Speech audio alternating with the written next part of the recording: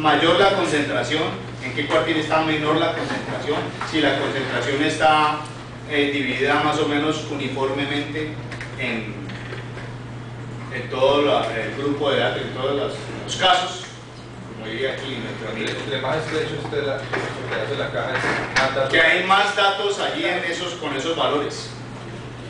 Exactamente. Yo que sí estoy perdiendo atención. Y yo no he dicho lo contrario. Le hice sentir que le quería decir eso, no en ningún caso. Bueno,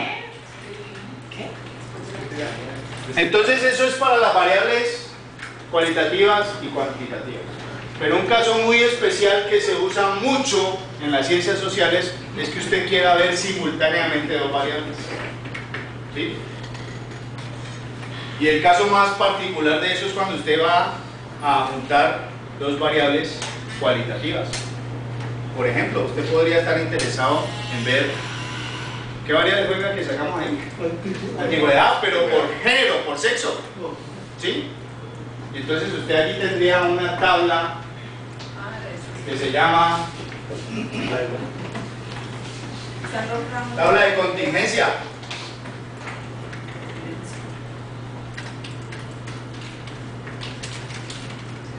No.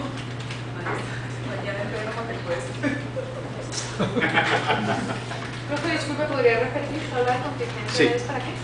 Profe, ¿cuánto tiempo se demora uno haciendo esto así a mano? No, pues imagínense.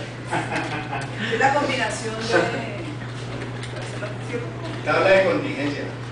No, para eso afortunadamente la estadística ha crecido pegada al desarrollo de esta tecnología, ¿no?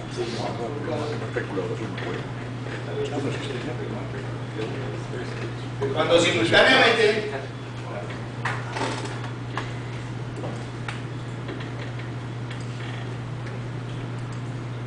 se quiere analizar dos variables, porque hasta ahora estábamos analizando una sola, ¿no? Por ejemplo, usted podría querer revisar cuál fue la variable que categorizamos. Antigüedad, ¿cierto? Antigüedad por edad. Pero por género, o por sexo. Es decir, esa antigüedad cómo está repartida entre las mujeres, entre los hombres. ¿Sí? O antigüedad por edad. Si los más antiguos son los más viejitos, o no. ¿De acuerdo? O podría estar interesado en mirar la antigüedad por área de trabajo, ¿cierto? ¿En qué área están concentrados los más antiguos? Tiene mayor antigüedad. ¿Sí? Entonces vamos a aprender a hacer eso. ¿Por qué? Porque puede ser de utilidad. Y usted lo que ocurre es que tiene una variable por aquí y otra variable por aquí, generalmente cualitativas, ¿cierto? Que usted las ha recodificado. Y entonces esta variable toma unos valores o unos rangos, ¿sí? Y por aquí también.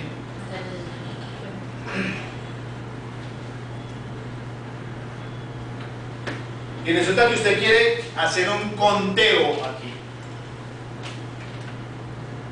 de, en los casos, cuántos cumplen simultáneamente con esta y esta característica. Ese conteo que usted haga aquí significa que de toda la muestra o de toda la base de datos o de todos los casos, este número de casos que está aquí cumple simultáneamente con esta y esta característica. En lógica eso se llama intersección o en teoría de conjuntos. El valor que usted encuentra aquí es una intersección entre estas dos características o cualidades. ¿Sí? Entonces usted puede decidir que por aquí está su variable género o sexo y por aquí está la variable antigüedad, o al revés, por aquí sexo y por aquí la antigüedad. Como quiera acomodarlo, como le parezca más bonito, él le hace esos cálculos. ¿De acuerdo? ¿Y eso para qué? Pues usted puede estar interesado en saber, por ejemplo, ¿Cómo está distribuida la antigüedad según el sexo? Si las mujeres son más, tienen mayor antigüedad que los hombres o viceversa. ¿Sí? ¿De acuerdo? Y ahí lo está mirando de manera simultánea. ¿Cómo se hace eso en SPSS? Se llaman tablas de contingencia, ¿no? Tablas de contingencia. Hola, yo no me acuerdo cómo se hace. Analizar estadísticas, Tranquilo, profesor. tablas de contingencia y tal. Bueno, por ahí hay una opción que dice tablas de contingencia en analizar. Estadísticos descriptivos. Tablas de contingencia. Analizar estadísticos descriptivos, ¿sí lo ven? Tabla de contingencia. Entonces usted ahí arma por ahí la tabla como la necesite. ¿De acuerdo? Entonces, por ejemplo, ahí le dice en las filas, ¿qué quiere? Sexo. Entonces, por ejemplo, yo le puedo decir que en las filas quiero el sexo.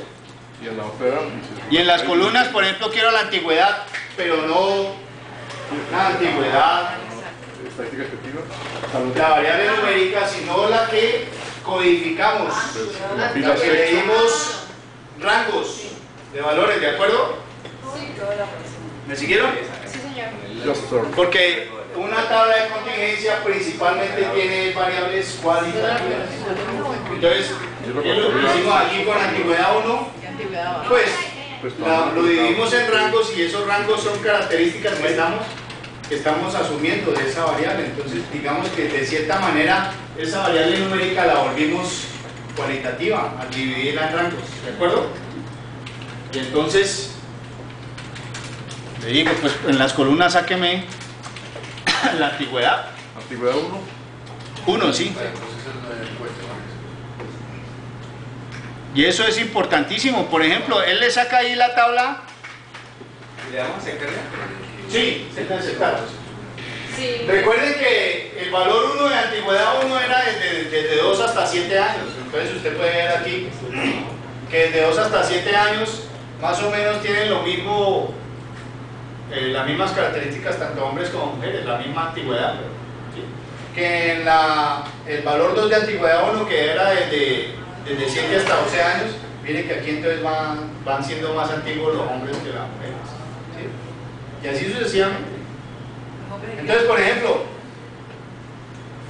esta variable por los casos femeninos tiene que dar el mismo número de mujeres que hay en toda la distribución de datos, ¿sí? Y por aquí el número de hombres. ¿De acuerdo? Y estas totales por aquí tienen que dar la misma frecuencia que nos daba para la antigüedad. ¿De acuerdo? Sino que él aquí me está contando cuáles son las intersecciones. Y eso es lo que no tenía antes, cuando las vi por separado. ¿De acuerdo? Aquí ya las estoy viendo simultáneamente. Estos valores de aquí, 57 y 59, no los tenía antes. Aquí él me está contando cuántos son femeninos y tienen una antigüedad entre 2 y 7 años. Aquí me está contando cuántos son femeninos y tienen una antigüedad entre 17 y 22 años. Esas se llaman tablas de contingencia. Porque si yo desde aquí quiero hacer la gráfica, él antes de generarlo le preguntó, ¿usted le va a colocar gráfica o acá no? no puedo hacer la gráfica, estando aquí. Espere, yo no recuerdo. Estoy dándole la vuelta y no aparece la opción. No recuerdo, a ver. ¿No? Estadísticos, antigüedad. Ahí donde dice mostrar los gráficos de barras agrupadas. Ah, sí, pero que tengo que ver. Entonces. ¿Sí? Mostrar los gráficos de barras agrupadas. Y si quiere solamente el gráfico, entonces le dice ahí suprimir tablas. ¿Para qué quiere el gráfico, Rocío?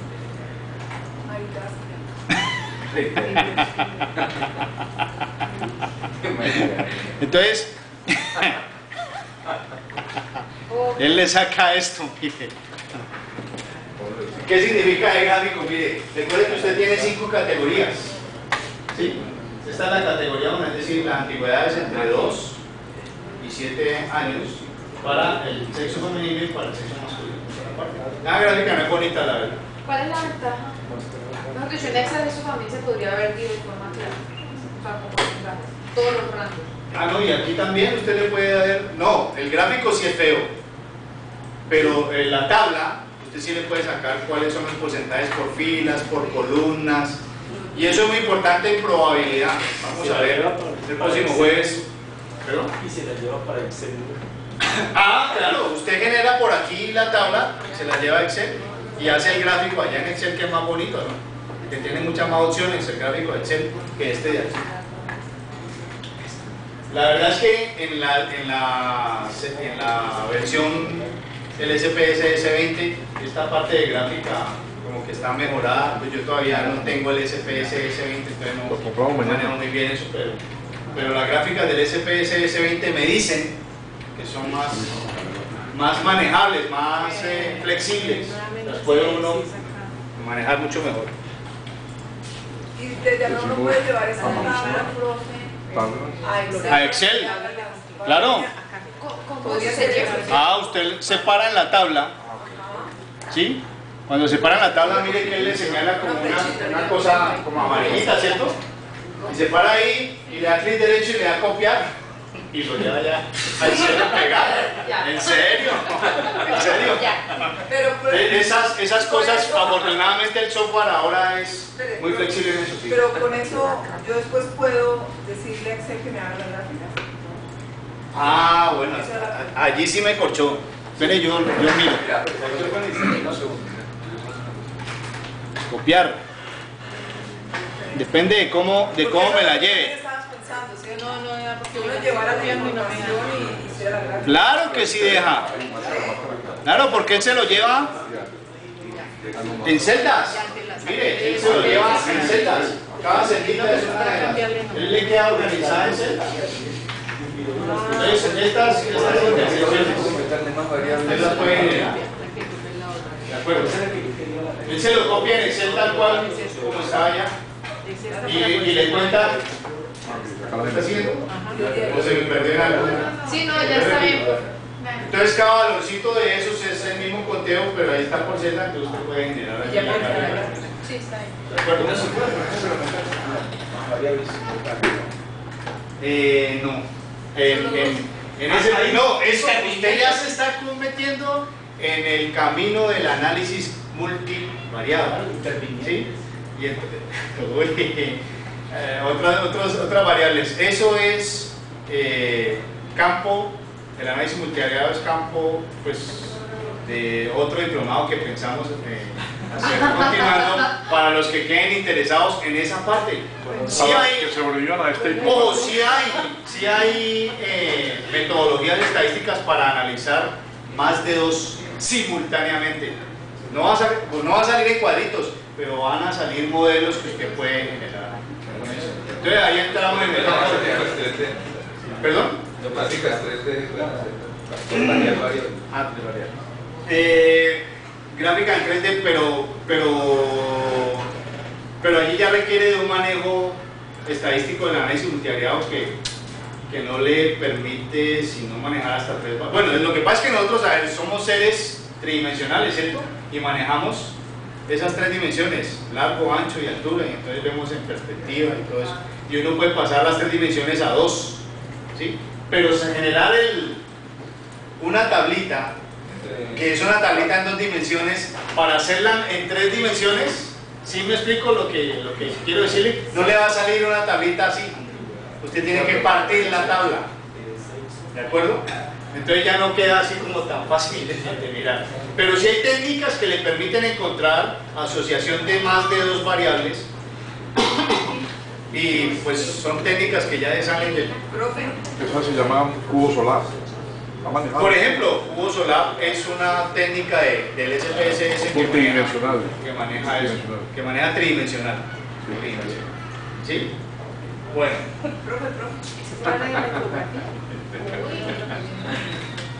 Esa vaina.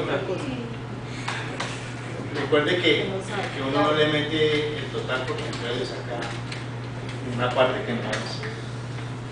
Bueno, pero eso es muy importante, ¿por qué? Porque ahí usted está permitiendo en SPSS simultáneamente analizar la asociación de 2 variables. ¿Sí? Entonces lo mismo podríamos hacer, por ejemplo, con número de higos, ¿cierto?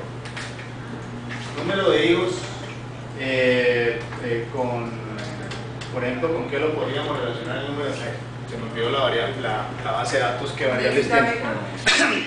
Número de hijos con necesita beca, correcto, necesita beca es... Entre más hijos tiene, uno puede entrar. Necesita más becas, sí, de acuerdo, para mirar eso, en esa base de datos. ¿Sí? Eso los dejo de exploración de parte de ustedes. ¿De acuerdo? No mire todavía el reloj de que falta una hora. No, por lo menos media, pues, por lo menos media. Analizar, la vamos a hacer. Mucha información nada más. Profesora, ¿qué cursos de infografía o...? ¿Cursos de ortografía? Infografía. Infografía. Oiga, quiero que le sea sincero, profesora, no conozco el término, ¿qué significa? Cuando a través de gráficos se puede llegar mucho más fácil que con un texto, más por gráficos que por texto, pero se necesitan datos. Claro, siempre para elaborar un gráfico usted va a necesitar datos. No sé, profesora, yo no sé si... Esa rama no la he escuchado. Infografía, ¿verdad? Pues, esa palabra es nueva para mí. Para mí. No, que yo conozca en el departamento no, pero no sé si en otras áreas de pronto. De diseño. De pronto. Porque se necesita estas tablas, estos gráficos, pero mostrarlos de otra forma. Sean mucho más legibles, digamos. Legible. Bueno, Para otro más o menos. Para otro público. Más bien. Bueno, pero aquí como estamos es aprendiendo a analizar datos, entonces de pronto... No, los gráficos son importantes, ni más falta, porque pues el pedido audio que entre otras cosas no sé de dónde es, pero me han dicho que es chino, que una imagen vale más que 1000 palabras. ¿Sí es verdad que es chino? A ver los que leen. Una imagen vale más que 1000 palabras. ¿Es un audio chino o no? Más bien un cuento chino. Bueno, en todo caso sí es cierto que un gráfico bien elaborado es más agradable verlo que una tabla de datos. Sí, permite una lectura más rápida. Exactamente. Visual.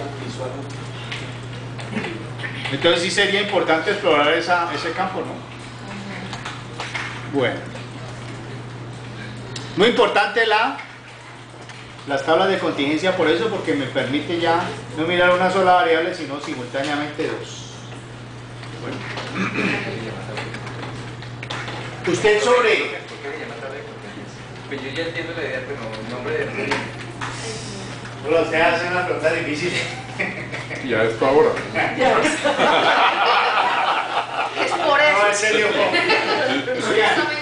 Le soy sincero, no tengo ni idea por qué se llama contingencia. Y por favor no pregunte. Y si quieren que hagamos a las 10:30, no pregunten más.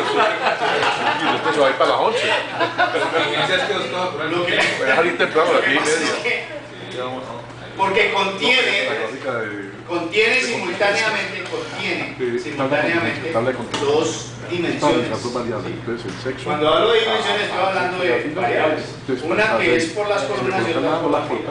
Entonces la contingencia es porque me está explicando esta intersección, lo que en lógica o en teoría de conjuntos llamamos intersección. Es decir, que simultáneamente este conteo me está conteniendo simultáneamente dos gráficas. Entonces, por ejemplo, viene de eso, viene de allí. Debería llamarse No debería llamarse así entonces. Mañana son 2 horas extra No debería llamarse tabla de contingencia. No hay contingencia. Porque la contingencia es otra idea. Sí, es cierto. Entonces está mal. Mal enfocado. Puede ser que por allá haya una raíz griega o latina que no conozco, esa parte de Bueno, ¿ustedes hasta ahora tienen algunas dudas sobre la parte descriptiva o todo es tan nítido como el agua del río Cali? O es tan claro, pero no me lo imagino. Demasiado. Cuando estemos solos haciendo eso. Sí, A las 3 de la mañana le temblamos el celular. Vamos a llamar. Se llamaba una amiga. Entonces, importante la base de datos de ustedes, mirar Profe, cómo- cuando surjan las contingencias. No, nosotros tenemos la encuesta, entonces hacemos ya la base de datos y podemos trabajarla aquí. Ajá. Bueno, entonces, Nosotros la tenemos. las profesoras van a hacer una investigación en donde, perdón, aquí, Departamento de Español aquí. aquí, Pero vamos con a los ver. alumnos. Sí. Entonces ya tienen definidos unos objetivos, general y específico. Sí, ¿De está acuerdo? en la- Hay un problema. Están allí, están allí. Vamos a hacer Hay un problema, ejercicio. ¿listo? Entonces, las variables que van a trabajar en esa investigación se derivan de esos objetivos. Listo.